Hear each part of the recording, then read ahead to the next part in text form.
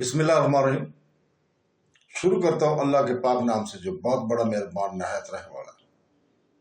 دوستوں، بہنوں، بھائیوں، بزرگوں، تاریخ اسلام کی قسط نمبر 326 میں ہم آپ کو خوش آمدید کہتے ہیں، اور اس میں آپ بیان کر رہے ہیں بنو عباد، بنو ذوالنون، بنو ہود وغیرہ اور دیگر طوائف الملوک کو۔ دوستوں، بہنوں، بھائیوں، بزرگوں، خاندان بنو حمود کی حکومت کا حال ہم پہلے بیان کر چکے ہیں، لیکن خاندان بنو امیہ کی حکومت 4 صدی ہجری کے ساتھ ہی ختم ہو گئی تھی۔ خاندان بنو حمود کا حال بیان کرتے ہوئے ہم 450 ہجری تک پہنچ گئے، حالانکہ حمود کا تعلق جزیرہ نما اندلس کے بہت چھوٹے ٹکڑے کے ساتھ رہا ہے۔ ان کے ہم اثر اور بھی خاندان الگ الگ صوبوں پر خود مختارانہ حکومت کر رہے تھے۔ ان سب کے حالات تفصیلی طور پر بیان کرنے میں زیادہ وقت اور زیادہ ٹائم کی ضرورت ہوگی، لہذا بطور جمال ذیل ہم طوائف الملوکی کی باقی داستان سنائے جاتے ہیں۔ اندلس کی تاریخ کے اس حصہ کو حسرت اور افسوس اور خون کے آنسوں سے لبریز سمجھنا چاہیے، جیسے کہ صرف وہ قابل تذکرہ باتیں ہم بیان کر رہے ہیں جن کے وقوع کا زمانہ معلوم ہونے سے واقعات تاریخی کا تسلسل بآسانی قائم ہو سکے گا۔ ہم جن واقعات کو بیان کر رہے ہیں، یہ تصور ہمیشہ قائم رکھنا چاہیے کہ شمالی عیسائی حکومتیں دم بدم اپنی طاقت اور وسعت کو ترقی دے رہی تھیں، اور سب کی تمام تر توجہ اسی کوشش میں صرف ہو رہی تھی کہ مسلمان سلاطین اندلس آپس میں دستگیربار رہیں اور وہ مسلمانوں کی دولت اور مملکت کو جہاں تک ممکن ہو بآسانی غصب کرتے رہیں۔ بنو عباد میں محمد بن اسماعیل بن قریش قصبہ تشانہ کا صاحب السوات یعنی امام تھا۔ اس کا بیٹا اسماعیل سن 313 ہجری میں دربار اشبیلیہ کا وزیر مقرر ہوا۔ 414 ہجری میں اسماعیل بن محمد کا بیٹا ابو القاسم محمد اشبیلیہ کا قاضی اور وزیر مقرر ہوا۔ جب قاسم بن حمود اشبیلیہ کی جانب آیا تو ابو القاسم محمد قاضی اشبیلیہ اور محمد بن زبیری نے اشبیلیہ پر قابض ہو کر اس شہر کو میں داخل نہ ہونے دیا۔ اس کے بعد ابو القاسم محمد نے محمد بن زبیری کو بھی الشبہ سے نکال دیا اور خود اشبیلیہ کا حاکم بن بیٹھا۔ قاسم بن حمود کرمونا کی طرف چلا گیا تھا، وہاں وہ محمد بن عبداللہ برزیلی نے 404 ہجری سے اپنی خود مختار حکومت قائم کر رکھی تھی۔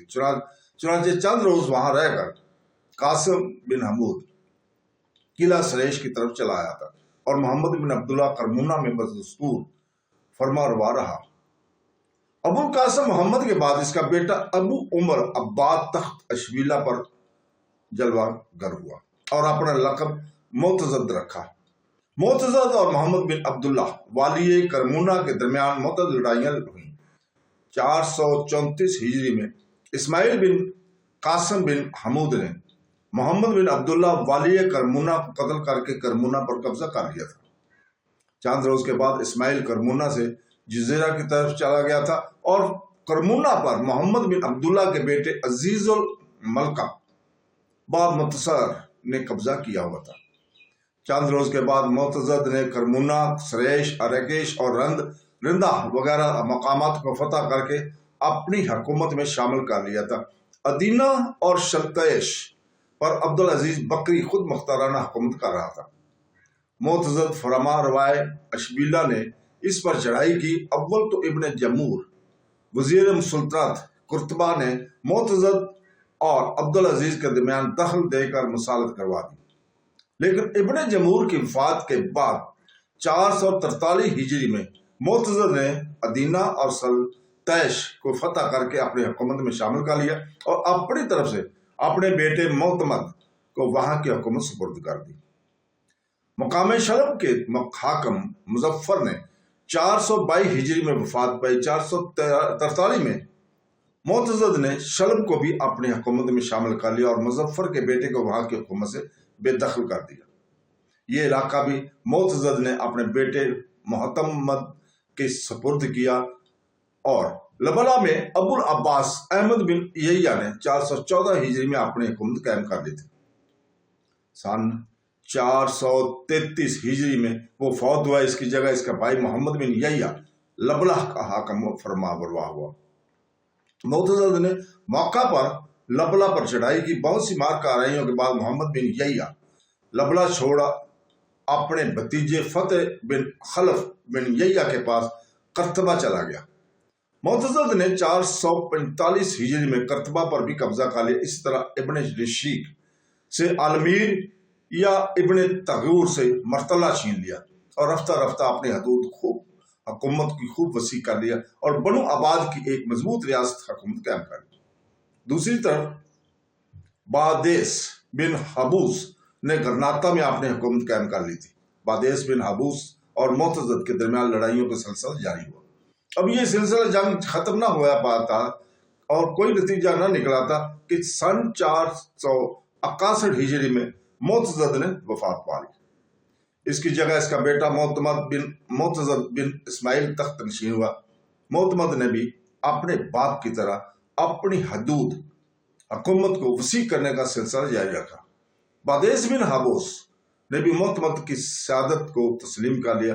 سن 447 میں کیسٹل اور لیون کے عیسائی بادشاہ فرویل نن الاول نے مسلمانوں کو آپس میں مصروف جنگ دے کر اپنی پوری طاقت سے ریاست اشبیلہ پر حملہ کیا تھا.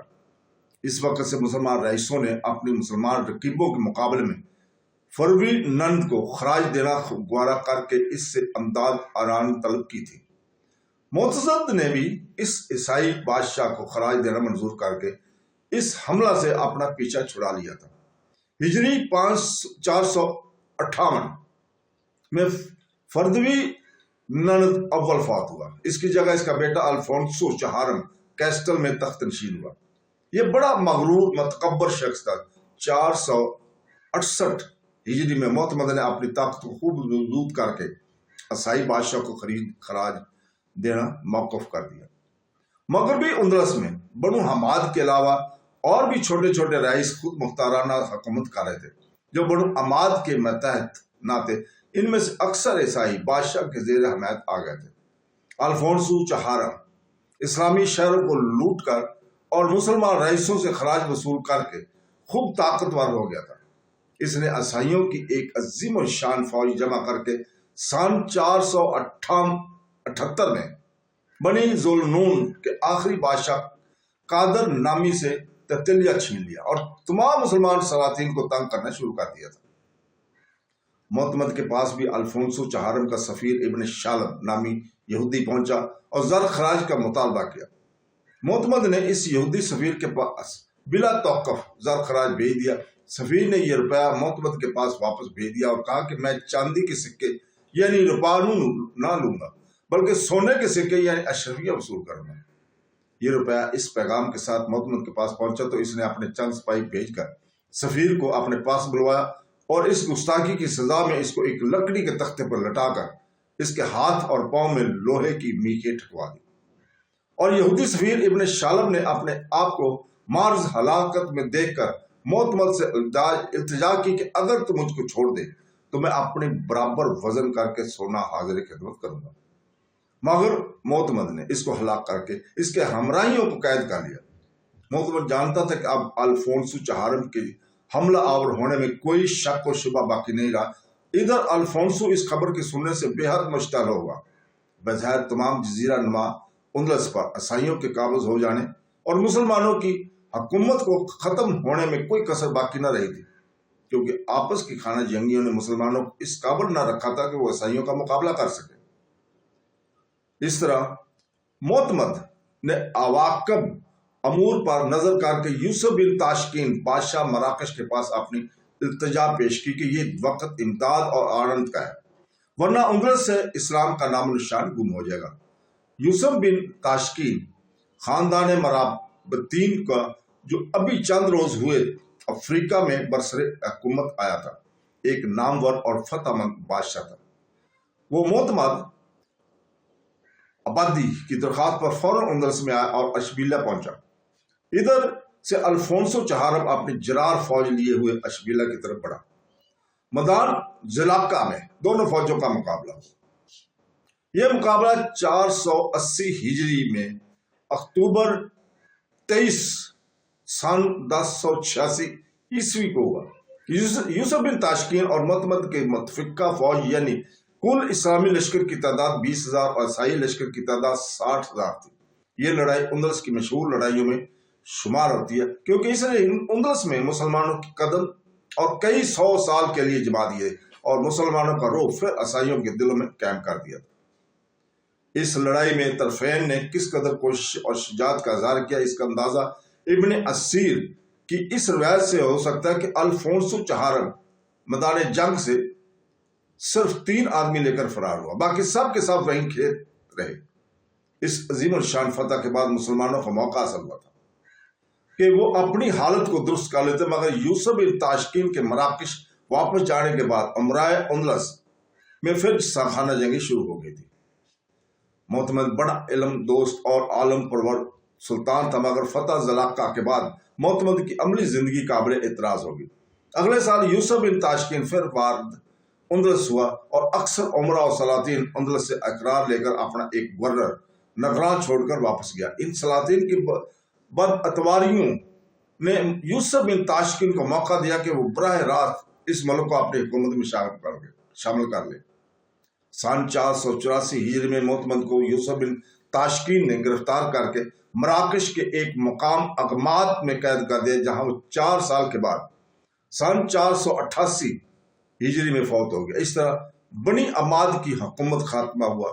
अलावा बनी अमाद के और भी चंद छोटी छोटी रियासतें कायम हो गई थी, जिनका जिक्र हमने छोड़ दिया है।